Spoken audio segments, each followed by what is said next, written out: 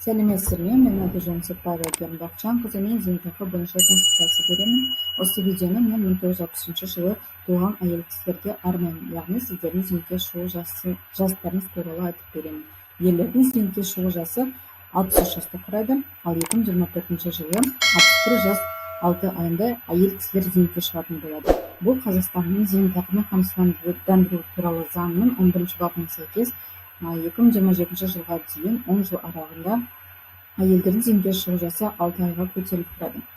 Енді 1963 жылдың қаңтар айында туған әйел кісілер 2024 жылдың шілде айында 61 жас 6 айында зейнетке шығатын болады. 1963 жылдың ақпан айында туған әйел кісі 2024 жылдың тамыз айында шығады. 1963 жылдың наурыз айында туылса, 2024 жылдың қыркүйек айында шығады. 1963 жылдың сәуір айында туған болса, 2024 жылдың қазан айында шығады. 1963 жылдың мамыр айында туған болса, 2024 жылдың қараша айында шығады. 1963 жылдың маусым айында туған болса, 2024 жылдың желтоқсан айында зейнетке шығатын болады. Осы ретте желтоқсан айынан кешіккен жағдайда сіздердің зейнетке шығу жасыңыз тағы да 6 айға ұлғаятын болады. Себебі жылдың басынан әйел кісілердің зейнетке шығу бойынша құжаттар қабылданбайды.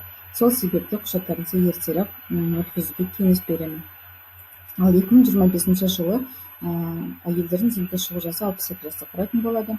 Яғни 1963 жылдың шілде, тамыз, қыркүйек, қазан, қараша, желтоқсан айында туылған әйел кісілер тура 62 жасында зейнетке шығатын болады. Яғни 2025 жылы. Зейнетақының бізде 3 түрі бар. Ол ынтымақты, базалық және НПФ-тен берілетін зейнетақы болып бөлінеді. Ынтымақты зейнетақы дегеніміз олар сіздердің 1998 жылдан 1 қаңтарына дейінгі еңбек өтіліңіз, туған балдарыңыз, оқыған оқу жылдары, сонымен қатар курстар және 36 айлық табыс көрсеткішке көбейтіндісіне тең болып табылады. Ынтымақты және базалық зейнетақы ол мемлекеттік бюджеттен берілетін зейнетақы болып табылады.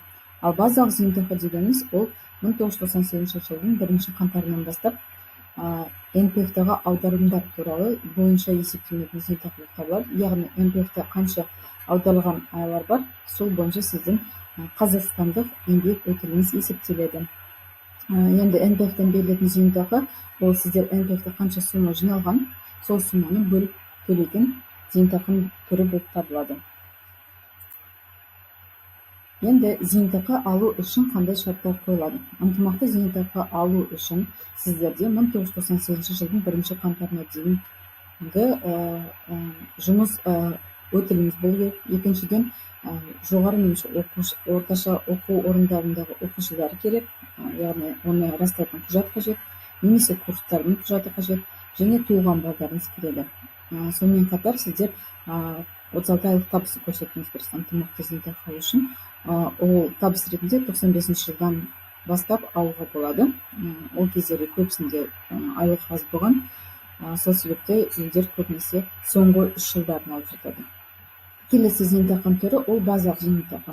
Базалық зейнетақы дегеніміз ол 1998 жылдың 1 қаңтарынан бастап, яғни зейнетақы аударымдары бойынша есептелетін жұмыс өтілі болып табылады. Яғни қазақстандық еңбек өтілі деп саналады. Сонымен қатар туылған балдарыңыз күтеді. Егер де сіз жұмыс істемей үйде баламен тұрған жағдайда әр балаға 3 жыл еңбек өтілін беретін болады. Енді НПФ-тен берілетін зейнетақыға келсек, 2024 жылы зейнетке шығатын болсаңыз, сіздерде НПФ-та кемінде 659.904 теңгеден кем болмау керек. Егер де бұдан кем болған жағдайда сізге зейнетке шыққан кезде бірден қолыңызға беретін болады. Ал 2025 жылы сізде 706.092 теңге болу керек. Бұдан кем болған жағдайда сіз НПФ-тен зейнетақы алмайсыз. Бұл сумманы сіздер сразу қолыңызға алатын боласыздар. Және зейнетақы рәсімдеуге қажетті құжаттарды бересіздер.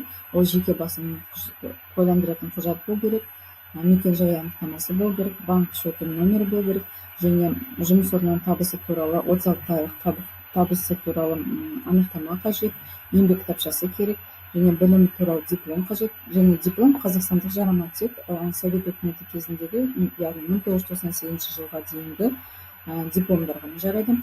Сонымен қатар неке туралы куәлік егер аты тегі өзгерілген болса, және туылған балалардың куәліктері қажет. Мен зейнетақы бойынша консультация берем, және сіздер консультациядан не аласыздар? Зейнетақы сумасын есептеп берем, яғни 3 зейнетақы бойынша қандай сума шығып тұр, және жоғары зейнетақы алу жолдарын көрсетем. Сонымен қатар 36 айлық табыстың әсер ететін сумасын санап берем. Сонымен қатар, егерде сіздердің стаждарыңыз саналмай ескерілмей қалған жағдайда қай құжатты жөндеу қажеттігін консультацияда толығырақ айтып беремін. Және консультация нәтижесі ол зейнетақының 3 түрін білетін боласыз, яғни ынтымақты, базалық және НПФ-тен берілетін зейнетақы.